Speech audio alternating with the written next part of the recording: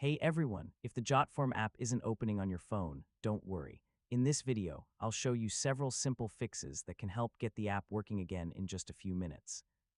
First, make sure your internet connection is working properly. Sometimes the app won't load because of a weak Wi-Fi or mobile data connection. Try switching networks and then open the app again. Next, completely close the Jotform app and then reopen it. Yeah, temporary glitches can prevent the app from starting normally, so a quick restart often solves the problem. If the issue continues, check whether a new version of Jotform is available.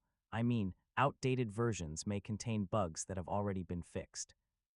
Another thing you can try is clearing the app cache. Sometimes corrupted temporary files can stop the app from opening correctly. Now restart your phone and then launch Jotform again. A device restart refreshes background processes and can fix minor software issues. If nothing has worked so far, uninstall the Jotform app and install it again from the official App Store. This replaces damaged files and usually fixes persistent problems. And that's it. One of these fixes should help you get the Jotform app opening normally again. If you found this guide helpful, feel free to check out more quick tutorials. Thanks for watching.